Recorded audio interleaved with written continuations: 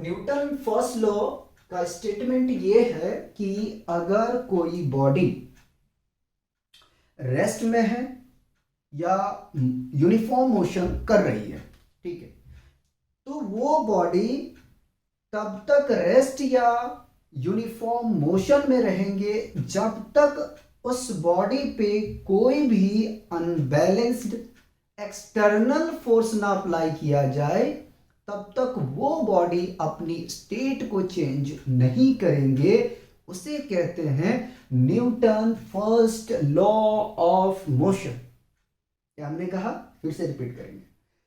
Newton का जो पहला नियम है, फर्स्ट नियम है, वो ये हमें बताता है कि अगर कोई बॉडी रेस्ट में है या यूनिफॉर्म मोशन कर रही है वो बॉडी, तो वो बॉडी तब तक रेस्ट में या यूनिफॉर्म मोशन में रहेंगे जब तक उस पे कोई भी एक्सटर्नल अनबैलेंस्ड फोर्स अप्लाई ना किया जाए, तब तक वो बॉडी अपनी स्टेट को चेंज नहीं करेंगे। उसे कहते हैं Newton first law of motion, ठीक है, या तो न्यूटन फर्स्ट लॉ कहते हैं, और उसी को कहते हैं लॉ ऑफ इनर्शिया। इनर्शिया का मतलब होता है जड़त्व, आलसी, ठीक है, और इनहेरेंट प्रॉपर्टी या इनबिल्ट प्रॉपर्टी जो नेचर से मिलता है, उसको हम डिस्कस करेंगे, इसलिए उसको हम बात नहीं करना चाहते, ठीक है। अब पढ़ते हैं स्टेटमेंट क्या कह रहा है।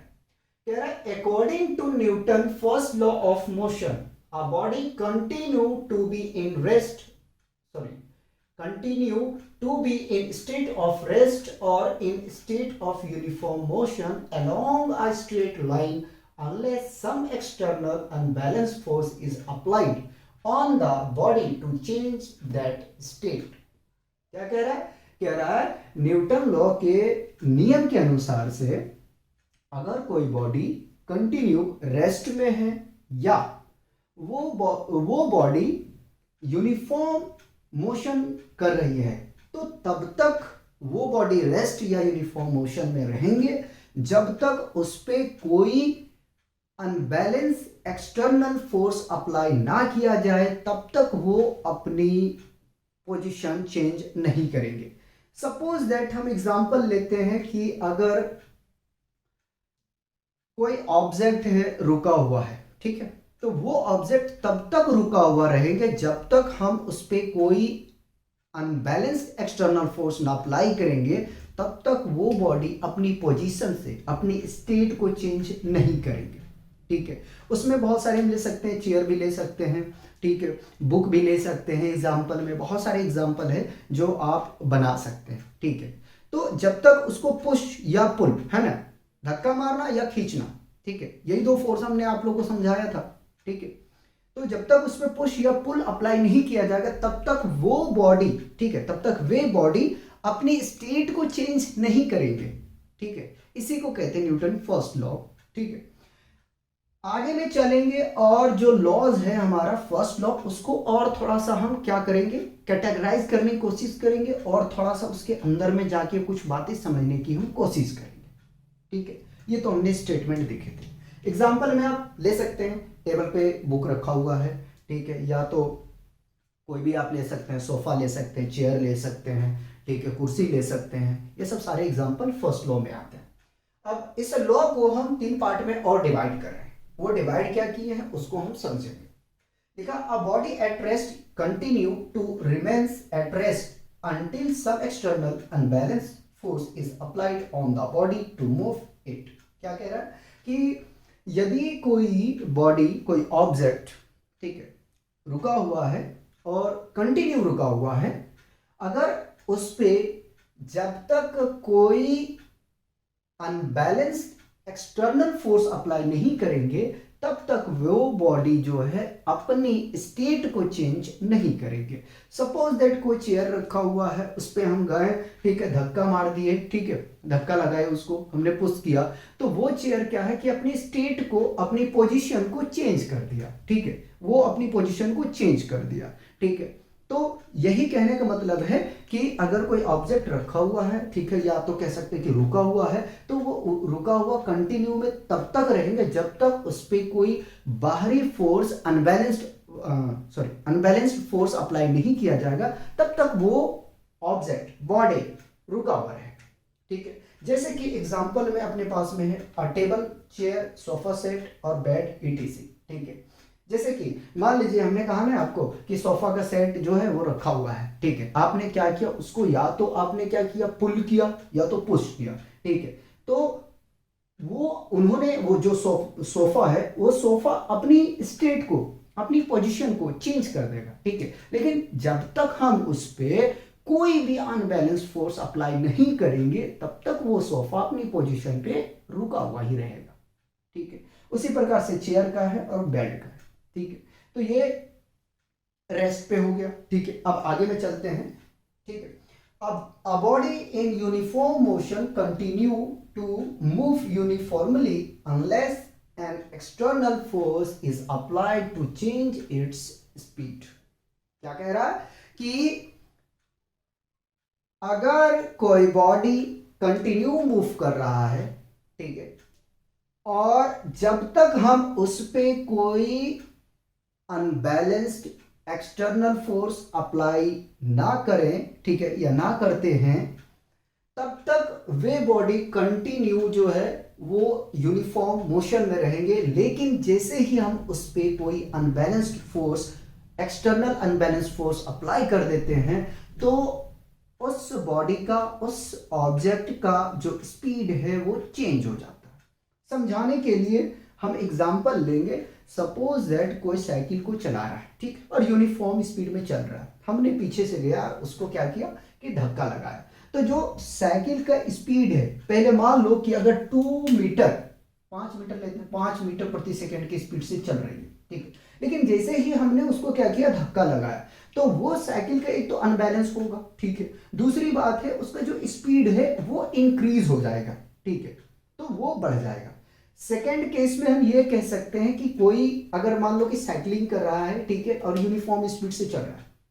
ठीक है, हमने क्या किया, पीछे से उसको खींच लिया। जब खींचेंगे तो जो उसका स्पीड होगा वो भी डिक्रीज हो जाएगा। ठीक है, यानी कि रुक जाएगा। तो यही आपका एग्जाम्पल बता रहा है। कौन एग्जाम्पल में आप ले सकते हैं, जैसे देखिए एग्जाम्पल में बता रहा है, एग्जाम्पल नहीं है। ठीक है, ये हम समझ रहे हैं जब कोई बॉडी मोशन में है। ठीक है, एग्जाम्पल में लेंगे, a ball rolling on the ground does stop after some time. ठीक है, पहले एक बार और समझा देते हैं, फिर एग्जाम्पल समझाएंगे। अच्छा,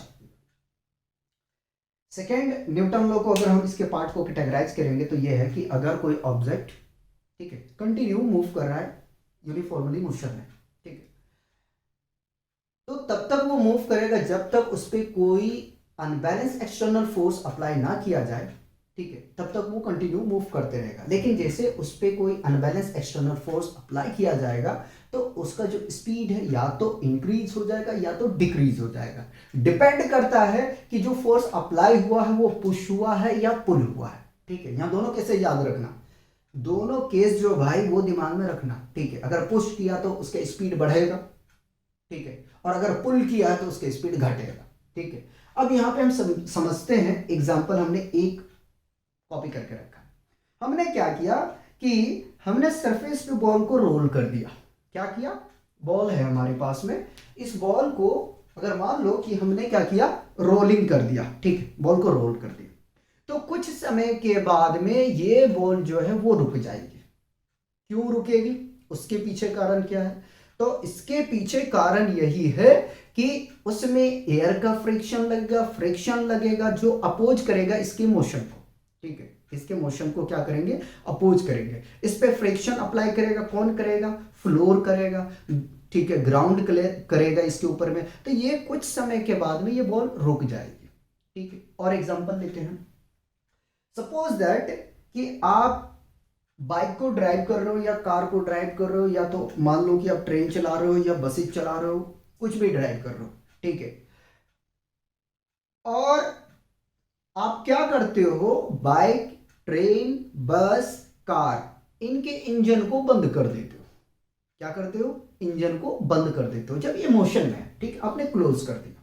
ठीक है, स्विच ऑफ, क्लोज ना कहें, स्विच ऑफ कर दी। ठीक है, स्विच ऑफ जब आप कर दिए इसके इंजन को बंद हो गया, ठीक है। तो कुछ समय के बाद में गाड़ी क्या होगी, रुक जाएगी, ठीक है। कुछ समय के बाद में गाड़ी क्या होगी, रुक जाएगी, ठीक है। जिस तरीके से हमने बॉल को रोल कर दिया तो कुछ समय के बाद में ये बॉल रुक जाएगी। बाइक चला रहे हैं, बाइक हम लोग तो चलाते ही हैं, तो देखते हैं कि जब हमने उसके इंजन को ऑफ कर देते हैं तो कुछ समय के बाद में जो होती है बाइक, उसकी स्पीड, ठीक है, डिक्रीज होते चला जाता है। ऐसा समय आता है कि वो बाइक रुक जाती है। सिमिलर बस के लिए, सिमिलर आप ट्रेन के लिए ले सकते हैं, ठीक है। तो उसमें क्या हो जाएगा कि वो रुक जाएगी, ठीक है। इसीलिए बॉडी हम लोग कहते हैं, ऑब्जेक्ट कहते हैं, उसमें सारे जो होता है वो आ जाता है, ठीक है। एक एग्जांपल और आप ले लेंगे, ठीक है। हमने कहा कि अगर आप मान लो कि बाइक चला रहे हो या कार, उसके इंजन को बंद कर दिया तो कुछ समय के बाद में वो क्या होगा, रुक जाएगा, ठीक है। आगे भी चलते हैं और थर्ड हम केस को डिस्कस करते हैं, ठीक है। A body moving along a straight line with continue to move along the same straight line unless an external force is applied on the body to change its direction of motion. समझना, देखो second वाले में और third वाले में बहुत similarity है, ठीक है, और एक ही तरीके से समझाऊंगा, ठीक है। ये मैं लिख के रखा हूं लेकिन अपने हिसाब से समझाऊंगा, ठीक। क्या कह रहा है हमसे, थर्ड पार्ट में ये कह रहा है कि अगर कोई ऑब्जेक्ट, ठीक है, कंटिन्यू किसी स्ट्रेट पाथ पे मूव कर रही है, ठीक है, तो तब तक वो मूव करेगी जब तक उस पे कोई अनबैलेंस्ड एक्सटर्नल फोर्स अप्लाई ना किया जाए, तब तक उनका डायरेक्शन जो है वो चेंज नहीं होगा। समझना, फिर से रिपीट कर रहा हूं। कह रहा है कि कोई बॉडी कंटिन्यू किसी स्ट्रेट पाथ पे मूव कर रही है, ठीक है, तो वो कंटिन्यू मूव करते रहेंगे, लेकिन जैसे ही हम उस पर कोई अनबैलेंस एक्सटर्नल फोर्स अप्लाई करते हैं, ठीक है, तो उसका जो डायरेक्शन होता है वो चेंज हो जाता है, ठीक है। डायरेक्शन क्या होता है, चेंज हो जाता है। अब इसमें एग्जाम्पल क्या है, सोचो जरा सा, ठीक है। तो यार बहुत अच्छा एग्जाम्पल है। आपने देखा होगा कि कि आपने किया होगा, चलाया होगा बाइक को, जब हम लोग ड्राइव करते हैं और ड्राइव करने के बाद में जब टर्निंग आता है, मोड़ आता है ना, जब मोड़ आता है तो वहां पे आपका जो है, जब तक उस बाइक पे फोर्स अप्लाई नहीं करोगे, अब सवाल आ जाता है कहां फोर्स अप्लाई करते हैं, हमें तो पता भी नहीं है, ठीक है यार। जब बैंडिंग करते हो, गाड़ी को मोड़ते हो, तो आप क्या करते हो, आप ब्रेकिंग अप्लाई करते हो, हैंडल के ऊपर में फोर्स अप्लाई करते हो। अप्लाई करने के बाद में आप क्या करते हो, उनका रोटेशन होता है, ठीक है। तो आपने क्या किया, एक एक्सटर्नल फोर्स अप्लाई कर दिए, ठीक है। बाइक के ऊपर में क्या किया आपने, फोर्स अप्लाई कर दिए, उसके बाद में जो आपकी बाइक है वो टर्निंग में मूव कर गया, यानी मुड़ गया, ठीक है। आगे में सिमिलर और हम ले सकते हैं कि अगर हमने कार ड्राइव कर रहे हैं, ठीक है, हम कार को ड्राइव कर रहे हैं तो स्ट्रेट लाइन में चल रहे हैं, लेकिन जहां पे हमें मुड़ना है, ठीक है, हमें राउंडिंग लेना है, तो हम क्या करेंगे, उस वक्त हम स्प्रिंग और ब्रेकिंग अप्लाई जो करेंगे, ठीक है, ब्रेक अप्लाई करेंगे, तो वो फोर्स होगा किसमें आप अप्लाई करेंगे, आप स्ट्रिंग पे अप्लाई करेंगे फोर्स, ठीक है। और स्ट्रिंग पे जब अप्लाई करोगे तो उसके व्हील के ऊपर में क्या होगा कि एक फोर्स क्रिएट होगा, ठीक है, और वो क्या हो जाएगा, उस बैंकिंग रोड पे, अगर बैंकिंग पे चला रहे हैं, ऐसी क्लास 11th में पढ़ेंगे, बैंकिंग रोड पे जो गाड़ी मूव करता है वहां पे सेंट्रीपिटल फोर्स आता है, तो वहां पे आप उसको देखेंगे, ऐसी हम डिस्कस करेंगे उसको। तो जब हम कार में क्या करते हैं, कार में की स्ट्रिंग पे हम फोर्स अप्लाई करते हैं, तो उनकी वजह से जो होता है वो व्हील यानी पहिए में जो होता है वो एक तरह का फोर्स लगता है और वो क्या हो जाता है, मूव कर जाता है, ठीक है। तो अगर बताओ इन तीनों में जो इनके कैटेगराइज हमने किया, अगर इसमें किसी तरह का प्रॉब्लम है तो बताओ, ठीक है। अब हम इसको शॉर्ट में समझा देते हैं, ठीक है। न्यूटन फर्स्ट लॉ का स्टेटमेंट क्या था, तो फर्स्ट लॉ का स्टेटमेंट ये था कि अगर कोई बॉडी रेस्ट या मोशन में है तो तब तक वो मोशन या रेस्ट में बने रहेंगे जब तक उस पे कोई अनबैलेंस्ड एक्सटर्नल फोर्स अप्लाई ना किया जाए, तब तक वो रेस्ट और यूनिफॉर्म मोशन में बने रहेंगे, ठीक है। जैसे कि कोई चेयर ले लो, सोफा सेट ले लो, टेबल ले लो, बेंच ले लो, बुक ले लो, सब ये क्या है, रेस्ट में है। इस पे जैसे एक्सटर्नल फोर्स आप अप्लाई करेंगे तो ये अपनी स्टेट को चेंज कर देंगे। फिर हमने न्यूटन के फर्स्ट लॉ को 3 और पार्ट में डिवाइड कर दिया, ठीक है, कि अगर कोई ऑब्जेक्ट कंटिन्यू रेस्ट में है तो तब तक वो रेस्ट में रहेंगे जब तक उस पर कोई बाहरी फोर्स, ठीक है, अनबैलेंस फोर्स अप्लाई ना किया जाए, तब तक वो रेस्ट में रहेंगे। सेकेंड हमने ये पढ़ा कि अगर कोई बॉडी कंटिन्यू मोशन कर रही है तो तब तक मोशन करते रहेंगे जब तक उस पर कोई अनबैलेंस एक्सटर्नल फोर्स अप्लाई ना किया जाए, तब तक वो कंटिन्यू मोशन में रहेंगे। लेकिन जैसे ही कोई अनबैलेंस एक्सटर्नल फोर्स अप्लाई कर देंगे तो उसका जो स्पीड है वो या तो इंक्रीमेंट होंगे या तो डिक्रीमेंट होंगे। डिपेंड करता है कि फोर्स किस डायरेक्शन में अप्लाई किया गया, पुश किया गया है या पुल किया गया है, ठीक है। थर्ड केस में हमने पढ़ा है कि अगर कोई बॉडी स्ट्रेट लाइन में मूव कर रही है, ठीक है, तो तब तक वो कंटिन्यू मूव करेंगे उस स्ट्रेट पाथ पे जब तक उस पे कोई एक्सटर्नल फोर्स अप्लाई ना किया जाए। लेकिन जैसे ही उस पे कोई एक्सटर्नल अनबैलेंस फोर्स अप्लाई किए जाएंगे तो उसका जो डायरेक्शन है वो चेंज हो जाएगा। जैसे एग्जांपल में हमने यहां से लिया था कि कार का बाइक कर लिए थे कि बाइक पे हम लोग क्या करते हैं, उसके हैंडल के ऊपर फोर्स अप्लाई करते हैं, ठीक है, हल्का सा ब्रेकिंग करते हैं, उसके बाद में वो बेंडिंग हो जाता है, ठीक है। तो बताओ इन तीनों में और फर्स्ट लॉ में अगर कोई प्रॉब्लम है तो, अगर प्रॉब्लम नहीं है तो हम इनर्शिया की बात करेंगे, ठीक है, इनर्शिया की बात करेंगे। अगर प्रॉब्लम नहीं है तो कॉपी किया जाए, उसके बाद में हम डिस्कस करते हैं इनर्शिया।